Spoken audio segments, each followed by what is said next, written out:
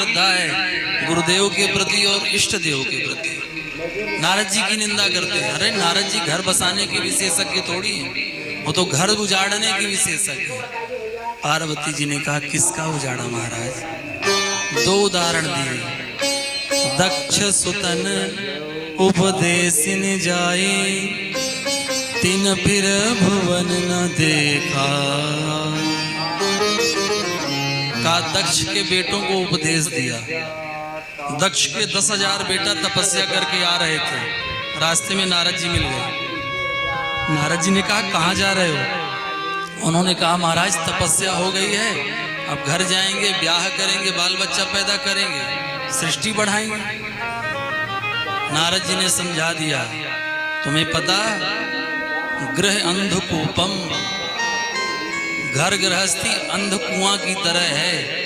अंधकुएं में यदि एक बार कोई गिर जाए तो जल्दी निकल नहीं सकता है। गृह कारज नाना जंजाला, घर में इतने काम होते हैं कि उन कामों से आप कभी उपरत ही नहीं हो सकते हो।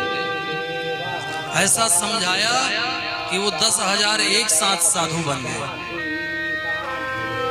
दक्ष को पता चला तो 1,000 बेटों को पुनः तपस्या के लिए भेजा। अब 1,000 बेटा तपस्या करके लौट रहे थे कि नारद जी फिर उन्हें मिल गए। नारद जी ने कहा कहाँ जा रहे हो? कहा महाराज अब तपस्या कर लिए, घर जा रहे हैं। कहा देखो तुम लोग छोटे हो, छोटों का क्या काम? छोटे को वही काम करना चाहिए जो उनके बड़े कर गए। तो उन्होंने कहा हमारे बड़े पूर्वज क्या कर गए? तुम्हारे पूर्वज घर गृहस्थी में नहीं गए हैं, सब साधु बन गए, तो तुम भी साधु बन जाओ। अरे महाराज 1,000 बेटों को पुनः साधु बना। तो कहा बताओ सती 11,000 बेटों के दक्ष को साधु बना दिया। पूरी की पूरी गृहस्थी ही दक्ष की चौपट कर दी। अच्छा एक बात बताओ, नारद जी का विवाह हुआ है? पार्वती जी ने कहा नहीं हुआ। अच्छा तो बताओ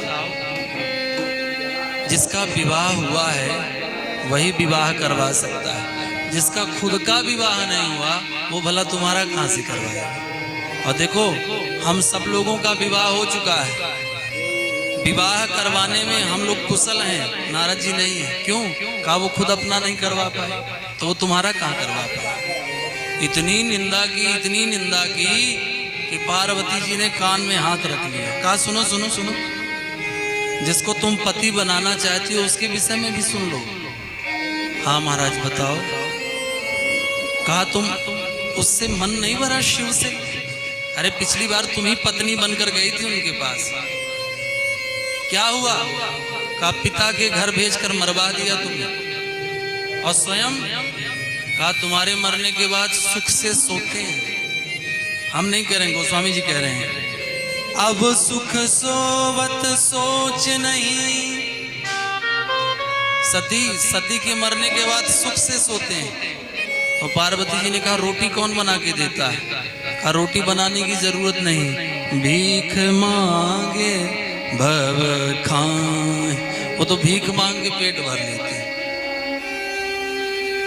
तुम्हारा अभी पेट नहीं भरा, न रहने का ठिकाना। निर्गुण नीलज कुबेश कपाली, अकुल अगेह दिगंबर व्याली। कोई गुण नहीं है उनके अंदर।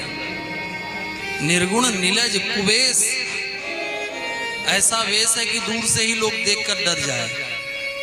अकुल, कुल खानदान का कोई पता नहीं। आगे एक घर भी नहीं है, शमशान में चिताओं के बीच में बैठकर वहीं अपना पूरा दिन बिताते हैं, भस्म लगाते हैं, एक भी गुण नहीं। अच्छा महाराज तो क्या करूं? सप्तर्षियों ने कहा अभी भी समय है। अच्छा क्या समय है? कहा यदि तुम चाहो तो हमने तुम्हारे लिए बड़ा सुंदर दूल्हा देखा। अच्छा कौन है? तो कहा दूषण रहित सकल गुण राशि, श्रीपतिपुर वैकुंठ निवासी। दूषण रहित सकल गुण राशि, श्रीपतिपुर बैकुंठ निवासी। तुम्हारे लिए एक बड़ा सुंदर दूल्हा देखा है, जो सुंदर भी है, सारे गुण विद्यमान हैं। और भगवान भोलेनाथ के पास तो घर नहीं है, वो बैकुंठ निवासी, उनका तो पूरा बैकुंठ ही घर है। भगवान नारायण से तुम चाहो तो मैं तुम्हारा ब्याह करवा सकता हूँ, कहो तो बात चलाऊं। अच्छा, कोई गुरु की निंदा करे, कोई अपने इष्ट की निंदा करे तो करना क्या चाहिए? कहा जो पार्वती जी ने किया वही करना चाहिए। पार्वती जी ने पहले कहा, महाराज मैं जान गई हूं आप क्या करने आए हो। आप भगवान भोलेनाथ की निंदा करने आए हो और भगवान विष्णु की स्तुति, पर न तो आपसे निंदा करते बन रहा है और न तो आपसे स्तुति करते बन रहा है। अरे भोलेनाथ के 2-4 अवगुण क्या गिनाते हो? तो कहा मैं कहती हूं, महादेव अवगुण भवन, महादेव अवगुण भवन।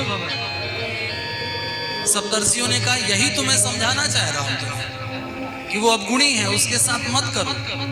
पार्वती जी ने कहा पूरी बात हो जाने दो महाराज, फिर अपनी बात कहना। आगे क्या कहना चाहती हो? कहा महादेव अवगुण भवन, विष्णु सकल गुणदान। महादेव अवगुण भवन है, उनके पास केवल और केवल अवगुण है। और भगवान विष्णु की 2-4 प्रशंसा क्या कर रहे हो? मैं कहती हूं विष्णु सकल गुणदान। पर महाराज जेहि कर मन रम जाहि सन, तेहि तेहि सन कान।